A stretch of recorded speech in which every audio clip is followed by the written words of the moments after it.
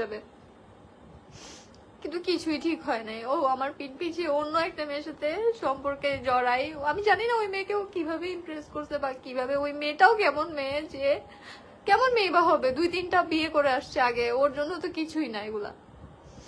একটা মেয়ের সংসার ভেঙে দিছে, মাত্র একটা বাচ্চা হয়েছে, ও চাইলেই কিন্তু মেয়েটা, অনেক মেয়ের সাথে তো ও সম্পর্কে জড়াতে চাইছে, কি ও যখন আমার কথা জানতো কেউ কখনো ওকে একসেপ্ট করে নেয় নাই, কিন্তু এই মেয়েটা একসেপ্ট করে নিছে ওকে।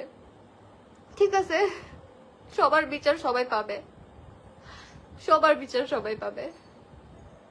কেউ কাউকে ধোকা দিয়ে পার পাইতে পারবে না, কেউ কাউকে ধোকা দিয়ে পার পাবে না, কারণ উপরে যে আছে সে যখন বিচার করা শুরু করে তাকে কেউ থামাইতে পারবে না।